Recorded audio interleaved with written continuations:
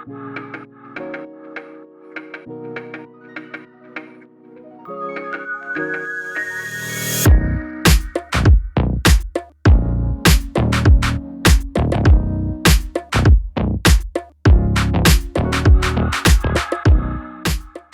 and welcome back to another episode of Not the Same, where I bring you true stories of real people sharing their personal testimonies of transformation.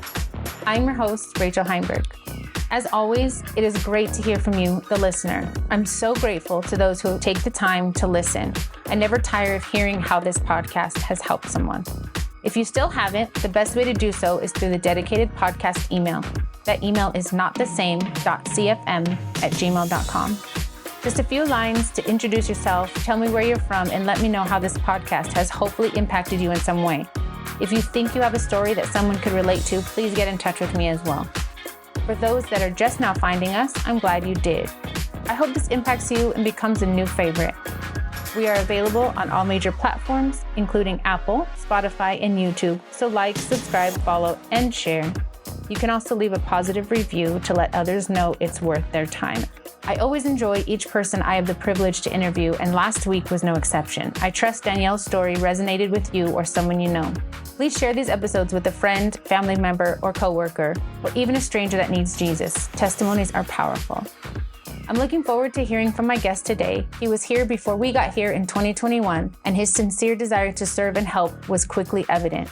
He currently ministers in many capacities here in El Dorado Park, and he's a blessing. So let me introduce you to Jabulani Baloyi.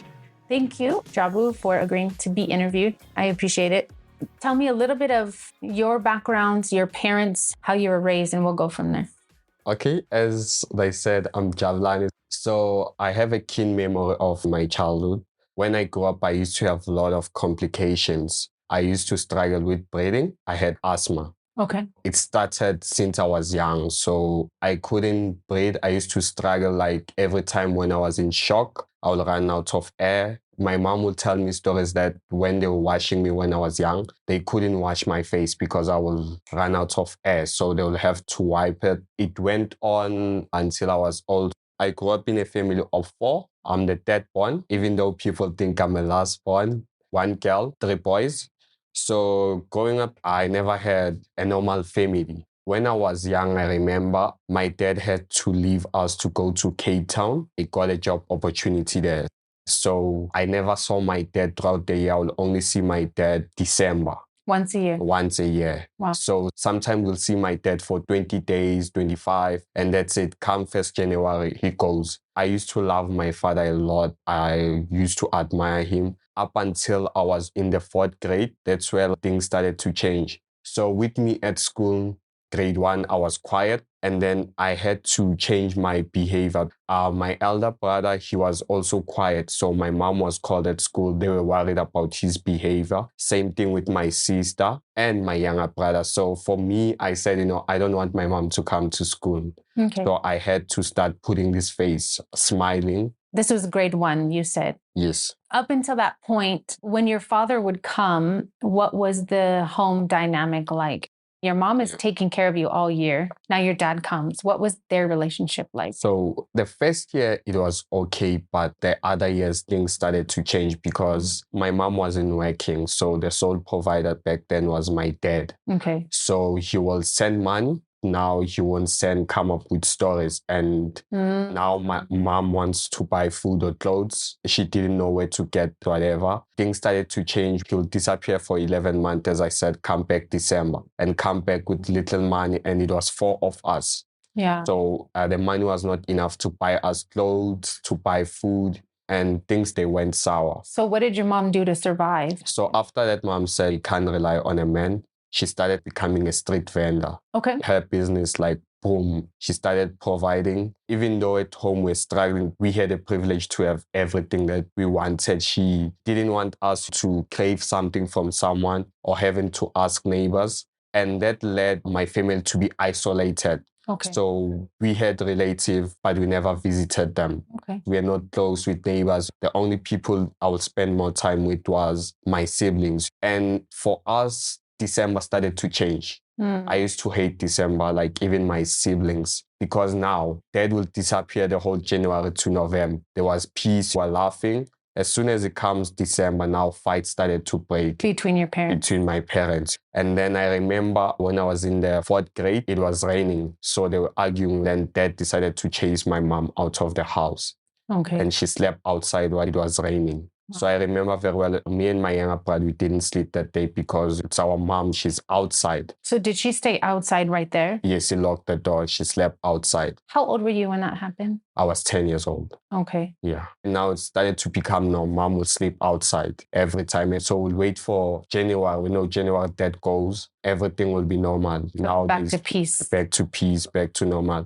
And with that, I started to hate my dad. Yeah. So what happened, there was no electricity. So everyone was outside, in the fire. So I was calling my dad. He didn't answer. I became angry. I took matches, went to my mom and dad's room next to the cupboard. I lit the matches, tried to burn the house.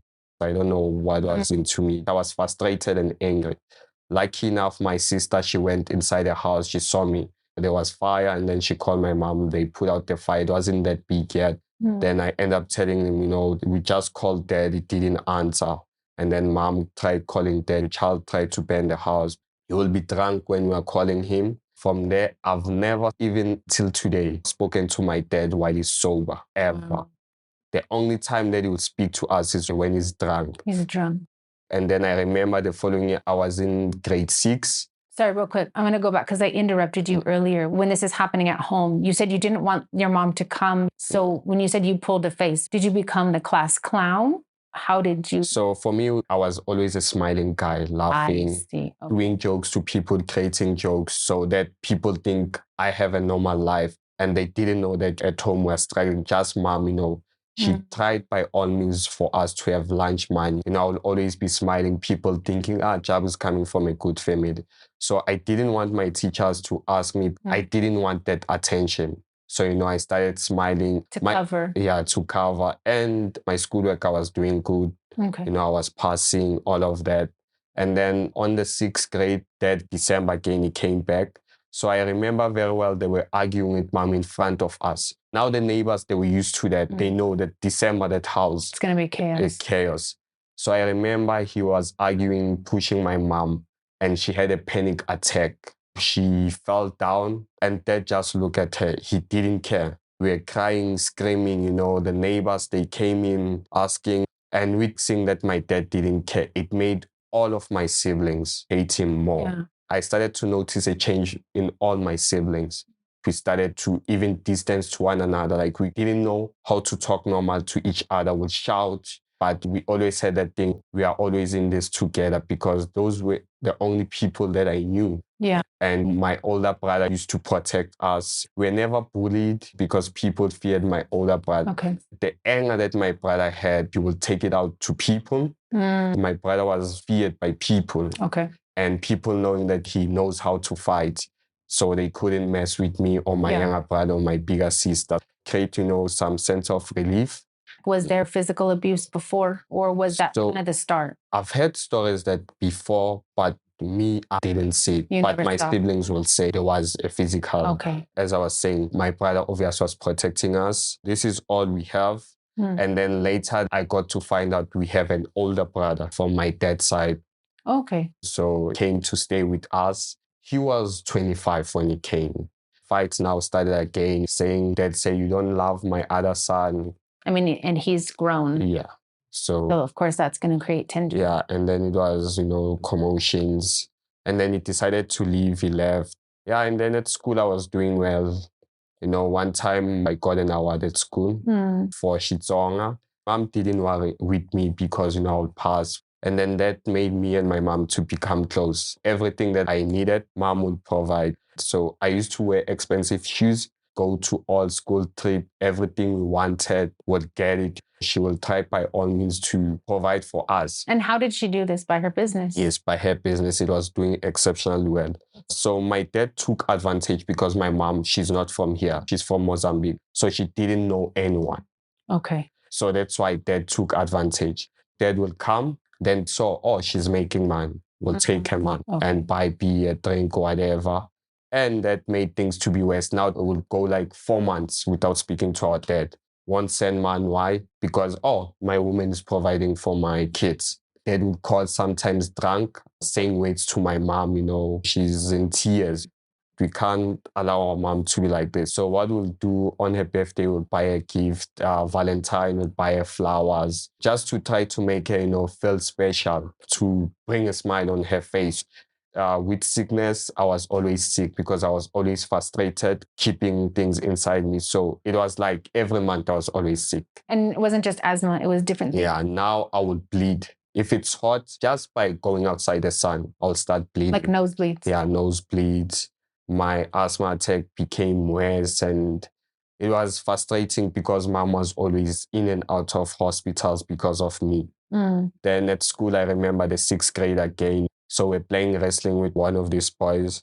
Something came into me. I locked this boy inside a vice. I didn't want to let go, and he fainted. We tried to wake him up. The class said he's dead. I was scared. I just killed someone. He collapsed like for 10 minutes. He didn't move.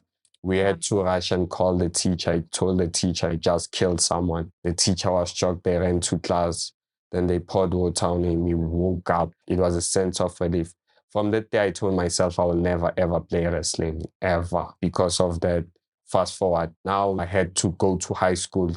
Sorry, were your parents ever married? No, they were not married. Okay. I was scared of high school because the high school that I was attending, there were a lot of stories. But again, people knew my brother. So I was in safe hands. Went to high school. Now I have to adapt. I have to change. In high school, obviously, you have a lot of people with a lot of problems. I started to mock people. People will fight with me because I mock them, say stuff. They didn't know I was trying to put a face for them not to see, I'm hurting inside. Yeah. Now my marks started to drop. I wouldn't study. Now I made friends. And it was shocking to my family because even today, my brother doesn't have friends. My sister, she doesn't have friends. Even my younger brother. You can go home. If they are not at work, you'll find them there. Yeah. They do not have friends. I would hang out with those friends. Then we started drinking. For me, they didn't influence me. I like, my dad does this. It should be nice. I should do it. Occasions, I'll come home late. We'll drink, all of that. That's where Gosnati from church, he will tell us about Jesus. It would frustrate me. I wouldn't lie. I started mocking him. He will stop. And then I got into trouble at school. I was involved in a fight. So he was younger than me, but I didn't tell them at home.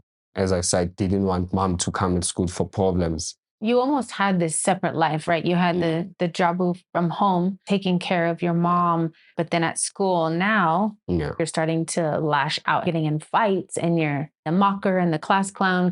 So you really have this double life happening. Yeah. And then again, with these friends I was with, I started to feel pressure because most of them, they had both their parents working. Now, me and my friends would compete, shoes, clothes. And now I was putting pressure on my mom. Okay. Now she has to work 10 times, because she could see when my friends come, they all dress good.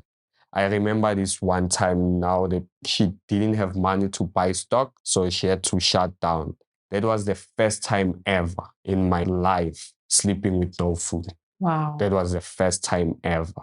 And you could see my mom crying. We don't have food. She doesn't have money. She has no one to go to. And now she'll start to tell us all of these things. Your dad doesn't send money. She will tell us the pain. Now she's confessing. She started explaining that she will leave my sister and my younger brother, even me. She was selling corn. So they would go to buy corn at night in farms. She will leave all 3 of us. So she would put you to bed and then she would go. And you never knew. I was young, but my sister knew. So my sister will have to do everything for us. She's like, I didn't want to do that. I didn't have a choice, Yeah. That made me, to hate my father even more. When my father came back grade 8, he didn't know our birthdays. He didn't know our shoe size. He didn't know what clothes, our size, even today. He will come, he's drunk now, started drinking, causing problems. Now I hated December with all of my life. I see people like having great Christmas. I never had a great Christmas. It was fights. Yes, the food was there. Mom tried to have nice food in Christmas. But as soon as the sun set, fights. When you sleep, you are scared that your mom is outside. something will happen. You can't sleep peacefully. You are just waiting. When is the sun coming? When is the sun coming? Where would she sleep? So it was our house. Then there was a passage. So she will sleep that side. It's cold, it's raining, because every December it will rain. Yeah, summertime we get the Yeah, rains and it gets chilly at night. We'll be worried, and then wake up morning, she comes inside. Even though dad was doing that, she always cooked, did everything for my dad, but dad didn't care. So for us, it made us to hate our dad even more. And I used to struggle a lot with anger. I will try sometimes to suppress my anger, but I had that thing even at school. I had to win. I would debate with 10 people at once. I didn't care. This is how we grew up. So it became part of our identity. We have to shout when we speak to one another. And then mom, she saw that, but she had nothing to do. Again, the business started to kickstart. My brother was now getting old. He wanted my brother to have his own back room. So my older brother and my younger brother, they are smart and they are good with their hands. So my brother built the room for himself. Mom bought the material, he built it.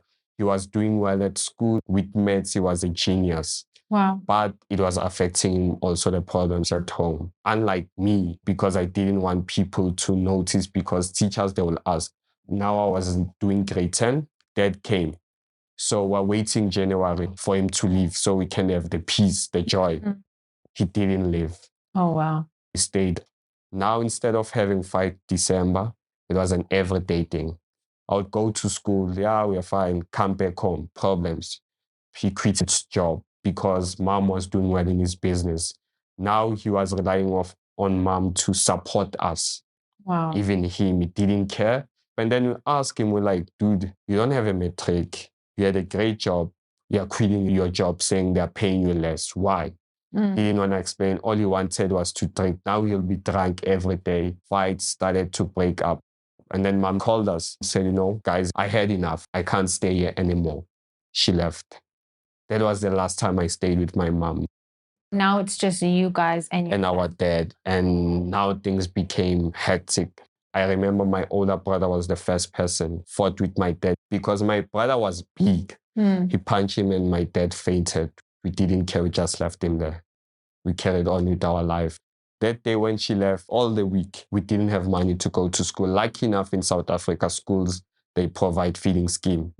But, sometimes you don't eat certain things like fish, I would get skin problems.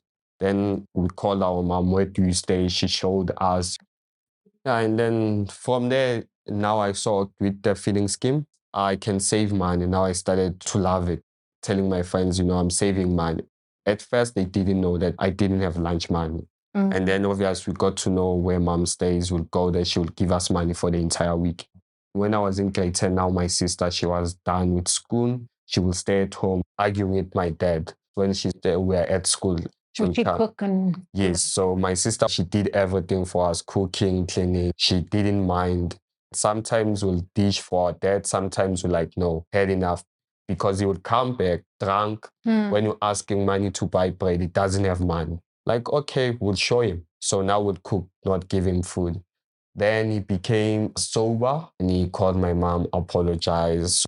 I always used to tell my mom, you're a soft person. If I was you, I was never going to forgive this person. We even wonder sometimes, even ask our mom, is he really our dad? Then mom say, yes, he is your dad. And all 4 of you have the same dad? Yeah, we have the same dad. Mom came back and then dad went back to drinking.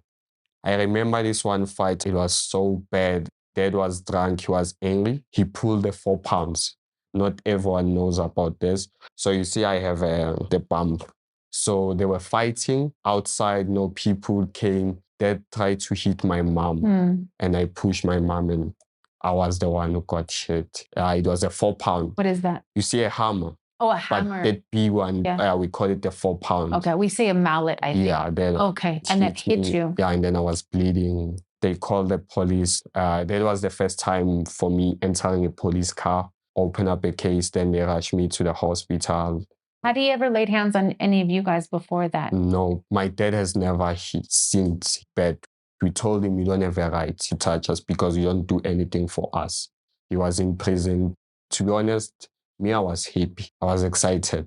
Yeah. His friends came. He's sorry for what he did, dropped the case. I told him I won't drop the case. I don't care. If he dies there, I don't care. And then my younger brother and my older sister came to me. It's like, you have to drop the case. I know Dad did this. Then I was like, since they are asking because I love them, these are the people I grew up with, I will drop the case. I was always up and down at court. Went to the judge, I would like to drop the case. Then he came, I told him straight that if you dare do something again, I'll open up a case. After that, when he came back, Mom said that, guys, I tried to come back. This man is not willing to change. Then Mom left again. But my marks started to drop. Teacher speaking to me, why is your marks dropping? I'm like, I don't know. For me, like, I didn't want anyone to know about anything that was happening. Even my close friends, they didn't know anything, even today. Wow. Teachers, they didn't know. They will ask me about my father. I'm like, I don't have a father. That's it. They would come to my yard, see a man, like, that's your father. I'm like, no, he's not my father. Even if it was my father. Wow. So I didn't want people to know my father. I hated my dad with everything. Ashamed, embarrassed of him. The first time I heard the word suicide was from my dad. I would kill myself because you guys are not giving me food. Your mom, she's doing things. Like, oh, you want to kill yourself? I took a wire, gave it to him. I'm like, you said you want to hang yourself? Hang yourself. Wow. Then my older sister told him, if you kill yourself, maybe we'll have peace. Mom would come back home, we'll have peace. It was now a thing, like, if we don't give him food or whatever, he will threaten, I'll kill myself, you guys do not love him. And remember, I said, I've never spoken with my dad while he's sober. He was speaking while he's drunk. When he's sober, even in the street, I would pass my dad, it was No communication. no communication. In grade 10, he told me straight in my face that he hates me. I was like, I don't care. He said, your siblings are better than you when you are taking your mom's side. I'm like, she's the one who's supporting us, so why mustn't I take her side? And you're always drunk. You don't do anything for us. She's doing everything for us. When we grew up, competition was higher in my friends. Basically, like, she went all out to do everything. People thought I was the last born. Some, even at church, a lot of people call me a mama's boy. Yeah. I was a mama's boy because when I was with my mom, at least I had that joy to say, there's someone who loved me. Now we're staying with dad. Mom, she's not staying with us. Grade 11, like enough, goes Nati again. So we'll meet up in this home language class. He will preach to us. I was irritated, call him pastor. I'm like, I will come, Kosnati. Let's see, I will come. He came one morning, knock on my door. I'm like, this dude was serious. I'm like, next week. He came. I'm like, next week. He came. I'm like, next week. It didn't give up. Now the drinking thing with my friends, it was now our norm. Go to parties, all of these things. That was the lifestyle now. Everyone was doing it. My school friends, most of them, they knew that every party, Jabu was there. And the money that I was spending, my mom would sweat for that money, give it to me, and I would buy beer. So you found yourself now drinking just like your father. Just like my father, I know. And then my older brother, same thing. Me and my brother, our bond became strong. Why? We started to develop a love of anime. Our relationship was strong because we discussed anime. Because there was this called Naruto. I used to relate because he was alone, can't tell people his problems. I was like, you know what? That's me. I fell in love with that anime. You needed an escape, and that makes sense. There's no judgment, right, in anime. You can relate to the characters and the storylines. Those things are very attractive. Reality is very harsh, You're just a kid. I just want to be in this, and let me just forget about the real world. The real world, yeah. So when I will log into it, forget about the real world, like see myself in that. Even though I tried sometimes, there was something always missing in my heart. Even I told my dad I hate him. I just wanted my dad to hug me or speak to me or say I love you or buy me stuff, That's all I wanted. Then when I was doing grade 11, and then mom called us, she told us, I've been hiding some stuff from you guys. Your dad has other kids. We're like, really? It's like, yeah, the reason your dad was not sending money, he had a new family where he was working. Wow. There was a crash. It was like, oh, so he loved other kids. He didn't love us. He did everything for them. Then the hate became even more. We have siblings we've never met. I think it's 3 of them. Now he started to threaten us. He will tell us, this is not your house, because him and my mom were not married. Yeah. So mom can't claim the house. And so he will say, this is not your house. I'll kick you guys out. I'll bring another family. It made things even worse. And I saw now my younger brother, he became a closed up person, started drinking. Remember, I told you my older brother fought with my father. Yeah. I was the next one. So this one time I was trying to start, he's drunk. He's busy saying some things about my mom. I became furious, fought with my dad. I punched him. Then the next day he called my mom, your kids are attacking me. Mom called me, she shouts, you can't do that, he's your father. And then from there we became a distance. We didn't talk, look at each other. Even today, he cannot look at me in my face. So I remember I was in grade 11. It was December 31st. I was coming from a bash. Kosnati came, he came on the first, a church service. I'm like, I have new clothes, still clean, but I had a hangover. Give me 2 minutes. In my mind, I was like, at least if I go to church, he will stop coming, because I didn't want people to come into my house. Yeah. Just in case he would come into my house, there are arguments. Came to church, didn't hear the sermon. I was tired, having hangover, came back home, didn't come back again. I'm like, oh, at least I'm done with this guy. I came again, went to church. It was on and off thing. Now things started to become worse. So I like, you know what? I don't care with school. If I fail, I pass. It doesn't matter to me. My marks started to drop. You know, some teachers, they tried. I'm like, I'm fine. I wanted to find myself, and I was tired of pretending to be this person in class. You know, the friends that I had in matric, they were all smart. I was part of them. But to me, it was, this is not me, guys. I'm having a hard time at home. I'm struggling. I'm not staying with my mom. Days would go without me seeing my mom. Dad is drunk, fight. Now the fight were what the siblings were now starting to fight. So I would fight a lot with my older sister. The people around us knew that this family is a chaotic family. Sometimes I would be afraid to go out. Lucky enough, next door it was my uncle's house. There was a passage. I grew up not playing where I was supposed to play. So I would play with the people that side, because that side, they don't know what's happening this side. Wow. So I developed a bond with people that side. Yeah. So people, he's a normal kid, nothing is happening, because they didn't know. Only the people that side, they knew, this family, they are always argument, what. I would come to church there and then. So I remember one time I was with Jonathan in Park. So he was dropping me off at home. I don't know why he started to tell me about his father. Inside, I'm like, if he knew the dad that I have, you know, why are you telling me this?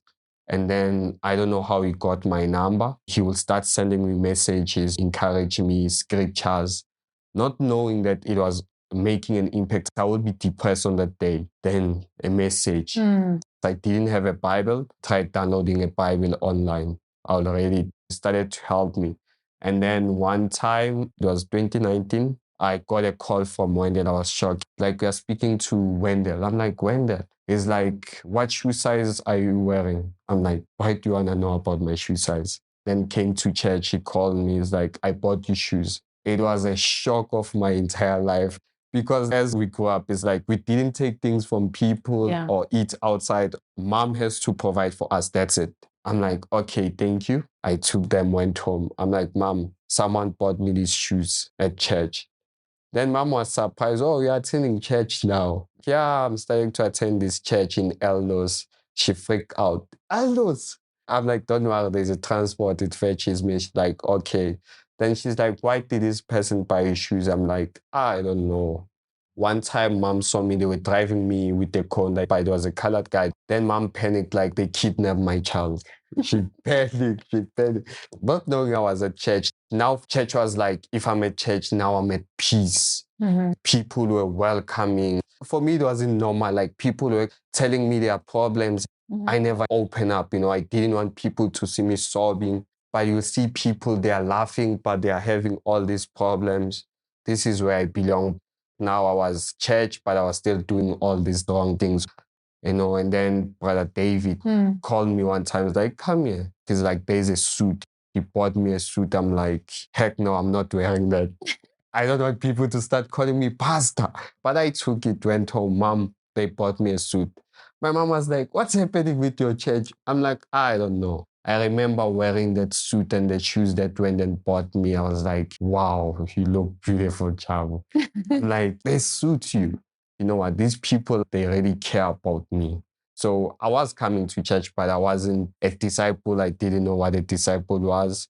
Then I remember June, there was a bash again. Went to that bash. I drank to the point that I'm like, you do not belong here. I believe that was God speaking to me. You do not belong here. Remember, I came back the following service, repented, and that was the last time I drank beer. It was June 2019. Went back home, told my friends, you know what, I'm no longer drinking. I'm attending church. Now I started telling them about church. Do you think that service was your decision moment? Yes, it was where I really got saved. I'm leaving everything behind. It was not easy, but I remember Jonathan again telling me how he got saved, having to distance, and Brother Wendell. These guys I started to look up to. I'm like, there are guys who really love people and they have families. I'll look at them with their families. I'm like, I want that. I want to be like that one day. I would go home, hang out with my friends, told them I'm no longer drinking. They're like, you will go back. We know a lot of people say that. I would come to church, enjoy myself. God was speaking to me. Go back, hang out. I don't belong with his friends. And then I came to a decision, you know what? I have to stop. But I needed a sign from God because I was afraid if I go to church, then they will reject me also, show me. So I would jog. I had a friend in Naturena from school. I took one friend and said, let's jog to Naturena. We'll take this guy and jog with him. So on our way back, a VW came toward us, doors open, gun sound. We ran for our life. We ran towards the freeway. If those guys got us, it was the end of us. I'm like, I can't go back home because I was jogging with someone and the parents knew he left with me. What if they got him? It was a mess. I'm like, let me go back. I go back to that place. No one is there. I have a friend who stays close by. Went to that friend, please borrow me, man, I want to call this guy. I called this guy voicemail. So I had to call one of my close friends. He was in KZN. I had to call him to find out if that guy is safe at home. No, I'm worried. I called that guy and then he came back to me. He's like, the guy is sitting there at home. I was crushed. I'm here stressing that he's safe. Went back, saw him sitting. I'm like, dude, I was looking for you. You're here. You don't even bother to call me. It's like if anything happened to you, I was never going to tell them that I was with you. Wow. I was like, what? This is how people are out there. I'm like, at church, I was loved. People cared. I'm no more sitting with these guys. And that was the last time I sat with those guys.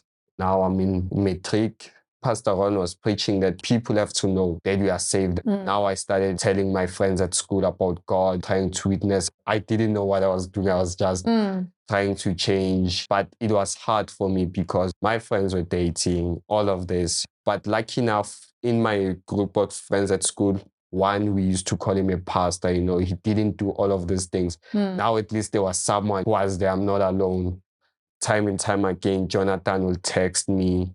Wendell would do a follow-up, invite me. Even my mom was shocked. People from church would come to my house and it was shocking, that people are coming to see me, to check up on me. I'm like, no one ever did that for us. Our own dad doesn't care about us. And you guys are. I will try by all means to serve God. I started to serve God, but I was coming Sunday. Then I was encouraged to come to the foundation, started coming Sunday evening. My sister, she became pregnant when I was doing grade 12. Then she had a child. Now I was supposed to babysit. And Sunday she was at work and I had to choose. No, I told my sister, no, you have to find someone. I want to go to church. With everything, I just wanted to be at church. I'm like, I used to call Kosnati a pastor. Now I'm here telling people about God. Even today, when I think about it, I'm like, what was I thinking? Then, got my result, finished school. So you passed? Yeah, and then I was accepted in one of the college, then didn't have funds. I was like, okay, that's it. I started serving God. I remember everything was flawless. Then came December. For me, December, it's horrible. We're almost every day here, December 2019. So I'm already done with writing. They had a Christmas play, enjoyed it, went home. It was nice. We went to mom. Then came 31st. So with 31st, I was always in the bash. Then they told me, we're having something at church. In my mind, I was expecting we'll be drinking at church. That's all you knew? Yeah, we'll be drinking. I came, they had no talent show. They were doing jokes. I'm like, oh, that's nice. We ate. I was like, this is different. I liked it. I'm sober. I'm going to a New Year sober. 2020 now I was out of high school. I remember I was depressed that, I couldn't go to varsity because all I wanted was get money, help my mom. That's all I wanted. Come to church, enjoyed myself. But back then, I would hear the guys, I want to preach the gospel. That thing used to frustrate me. I'm like, why do you want to preach the gospel? You can be a millionaire, whatever. Yeah. That started to become my identity. I always wanted to be a billionaire, have money. For me, it's like I wanted to have a best life for my mom, my siblings, my future kids. That's all I wanted was money. COVID came and then mom didn't want me to come to church. So I didn't come to church. The guys say, you need to come to church. I'm like, I will watch online. I watched the first service. Then after, I'm like, no more. Backslid, it was hard. Now family are together. With my dad, we are forced to be with him. Sometimes we'd go out, go to play soccer, police would chase us. The language started to come back, cussing. I was losing myself. And then one time I left. When I came back, my sister told me, your younger brother, he was hitting your dad. Now mom, she was building back rooms so people can stay rent out to support us. And then she built side rooms for me and my siblings. So now inside the house, it was my dad, my sister, and her kids, just to separate us from our dad to prevent fight. And then Wendell called me. She's like, Jabu, I was checking on you. How are you doing this COVID? I'm like, I'm fine. It's like, you are lying. It's tough. I miss church. It's like, why don't you call Pastor Ron? I'm like, I'm afraid that guy, where to start? Maybe he's not interested because I didn't know that the church, they help people, they counsel people. Then he said, you know what? I will come to see you. In my mind, I'm like, it's COVID. We have a family. And I'm playing soccer. He doesn't know. What if I have COVID? I give it to him. He give it to his family. I didn't believe that he would come. He came. Then when he came, my mom was like, I know you. When was like, I know you also. Funny enough, when I was staying around my neighborhood when he was young. So my mom knew he's dead. And that gave my mom relief that, you're attending with this person at your church. And then when they'll talk to me, for me, I didn't know what he said, but I was encouraged for the fact that he came to see me. Yeah. That it was COVID, he risked it all. He came to see me. Yeah. Then I'm like, you know what? I have to push. I have to come back to church. Started to come. And then they told me about the Copia program. Joined the Copia program. I started to become close with Simon. He would come also to visit me, check on me. And then that's where me and Caesar became very close friends. I would still come to church, problems at home, no one knew. Then one time Caesar was telling me about his dad. I wanted to cry because I was shocked that I'm not the only one. Yeah. This guy is here at church, he was serving. Then that's why I started to tell Caesar, this is what also I'm going through. From there, we just connected. Taught me everything that he knew. He taught me computer, and I was afraid. Then Albert, I knew him from school, but he was a strange guy, quiet, telling people about God, not knowing that, I'll be close with Albert. Now things for me were nice. Back to church. Then got a text from Sipo, Pastor Ron has passed on. It was a surprise. I'm like, okay, who's our new pastor? Like, we don't know. And then I think I came to church that day. we were watching a video. It was Pastor Jonathan Heimbeck preaching. I'm like to Caesar, he's our pastor. Caesar's like, no, we're just watching a video. Fast forward, they were watching conference. Caesar texted me, you are right. He's the one coming. Wow. I'm like, I told you, Caesar. I'm like, same old things, just my pastor. I just have to come to church. And then you guys came in, we're having practice. And then pastor said, Jabu. To be honest, I was shocked. I'm like, I didn't tell him my name. This is the first time that a white guy I don't know called me by my name. I was moved and he was friendly. He would ask me questions. To me, at first, I was like, dude, I don't want any guy to ask me questions. My dead faith, who are you? He will ask, how was your day? And to me, it meant a lot because my dad didn't ask me that. And then obviously got to meet you, your kids, you guys were friendly. I'm like, Caesar, why are these people so good? Why do they care? Why are they so kind? It freaked me out. And then pastor was saying, guys, you have to ask questions. I didn't ask questions at home. And pastor said, he wants to do a disciple class. If you're called to preach or you're thinking about it, I'm like, nah, I hate preaching. I don't want that. I didn't go. I'm like, I don't want to be a pastor. Why should I come? Pastor, he didn't come to me like, why you didn't? Just carried on. To be honest, it was the way the love that pastor showed me. I'm like, this is what I want to do, I would go home, I'm like, why are they doing this? I didn't understand. I remember he told me that I care for you. Went home, I cried. Because for me, a man to tell me that I care for you, I have never had it. The first time it was Pastor Jonathan Heimbeck who told me that first time ever, like to say he cares for me. So with that, God started to move to speak. I went, joined. It was nice. Then I started asking questions in the class. Pastor, I can't speak proper. It's like, no, God love you like that. God can help you. And that was first time, I started to open up to Pastor. We built relationship. He was like a father to me, someone that I look up to. The love that I got from the church, I'm like, God, this is what I want to do. This is what I want to spend my life doing, I was now involved, not ashamed, to preach the gospel, then started preaching altar call. And then I got my first job. Instead of my dad being happy for me, he told me that I have to give him money to buy him a beer or whatever. Then I'm like, I won't do that. I started to learn some things. I always thought that I would spend my whole life in my parents' house, even though I'm working. Pastor started to work with me at home. They started to see now the change was visible. Now mom started to trust me, give me her card, money. I would hold the money. I would buy the groceries at home. They started to trust me.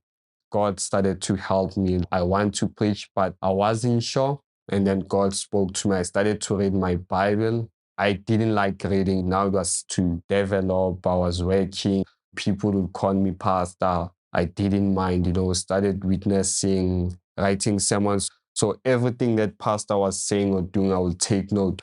And pastor has a famous saying that he likes to say to his kids, a Heimbeck doesn't do that. Every time he would say that, I was like, even though I'm not a Heimbeck, but he's my dad. If he says certain things you can't do, I'll stop. Then I remember this one time my job ended. I went back home, going through tough times. I was thinking of quitting church. Something happened, an incident, and then pastor called me on the side. He explained, Jabu, you said this 1, 2, and 3, and this is not true. You lied to me. He asked me why. Then I told him that I was afraid. He placed his hands here in my shoulder, looked at me straight into my eyes. He said, you know what, Jab, I care for you. I love you. There's no other Jabu. I can't replace you. You are the only one. At the point, I wanted to quit, but it meant something. Since from that day, I knew that there's someone who loves me. My pastor loves me. And there are people at church who care also for me. I was like, I want to serve God the rest of my life. And I want to preach. And with me, it's different because I know God spoke to me directly. I remember having a dream preaching in Limpopo. Even though I never thought of Limpopo and I never thought of myself preaching. It was Angel Morales. He was preaching and he called kids, and then he called the dad to come lay hands on their kids. And with that, I'm like, my dad is not here. Who will place a hand? Then, my eyes were closed. I had a hand touching me. When I turned, it was Pastor Jonathan Heimberg. I'm like, God, thank you. Even though I don't have a father, this man is willing to invest, because I'm trying to know who I am, finding myself in the kingdom of God. And Pastor, he's always been there for me, He's there, like he cares. He's showing me the love. Yeah. And I remember going to Pastor, I'm like, Pastor, can I speak to you? Just want to tell you, I want to preach. And it is because of you. You've been there for me. My problems, when I misbehave, you are there for me. I look up to you, and this is what I want to do the rest of my life. And I want you to help me. And God has been there in my relationship with people at church, with Jonathan and Parker and Sister Busi. Even though my mom is not here, but when I see Sister Rachel and Busi, they are like my mom to me. They care for me. For me, I always tell the guys, I'm like, for Pastor to come in here and Sister Rachel, I believe that God knew what I was going through. And without them, I wouldn't be here today. I was able to open up my business. Now the business is doing good from where we started, Great. Looking forward for what the future holds. And Yes. even though me and my dad, we don't have a good relationship, I have forgiven him. I pray for him to change. My siblings, same thing. I pray for them. I'm grateful. I'm grateful for what God has done in my life. I don't take it for granted, because where I'm at now, I know it's God, but Jonathan and Lucy, Wendell and Tasha, they've played a part in my life. And the guys, Caesar and Albert, for being patient. God has been helping me, and I'm looking forward for the future, what God holds. I think everything that you gave up on growing up, or everything that was broken, God has not a replacement, but a better version for now, right? A Christian family, Christian friends, Christian goals. I mean, even though you had a wonderful mother, right? Your dad and the broken relationships and the never wanting to preach. And God is such a restorer. Yeah. And I am so grateful that you shared all that today with me. It was emotional for both of us. These testimonies get emotional for me. But I'm so grateful. I've had the privilege of watching you, and, you say that you pulled the face or whatever, but your name means happy. It means like to be happy. I never knew this side of you. I never knew that it was not the real you, or you thought it wasn't the real you, but I think it really is. You just have to find that, because you are genuinely a joy to be around. You're funny. Like I said in the beginning, you're reliable. Even if you mess up and we make jokes and we're like, Jabu, Jabu, Jabu. We like to, as a joke, you just take it and you bring joy. You have something about you that brings people together, whether you see that or not. And I'm so looking forward to the future, what God has for you. Not knowing that you struggled with whether or not you wanted to preach, because I think you're a great preacher. Every time you preach, people get saved and you can feel it, and it's great. You would never know that you struggled with this stuff. You would never know that you were battling this, and is this really for me? And I can see God using you in everything. Now you're able in your job to help other broken kids, and even if it's just schooling or tutoring, but you're able to influence their life and speak into them. And God is using you to reach people just like you. And like you said, you're excited for the future, and I'm excited. I get to be a part of it. I get to watch you guys go on to do God's will. And I'm super grateful. I thank you for sharing your story. And before we close out, I just want to say thank you to everyone that's listening. Without a listener, the story can't be heard. And like you heard today, there's so much we don't know about each other, and it's my privilege to do these interviews. If you enjoyed this episode or any of our other episodes, please share it with someone. Don't underestimate the power of a transformed life. And lastly, if you are not a Christian, or perhaps you were, but you turned away, or maybe you're just struggling like Jabu spoke about. John 3:16 says God sent his only son to pay the price for our sin, and a simple prayer is just the beginning. Just acknowledge your sin, recognize Jesus paid the price for that sin, and ask him to come in your heart and forgive you. And that is just the beginning of your new story. Until next time, this is Rachel Heinberg, and you've been listening to Not the Same.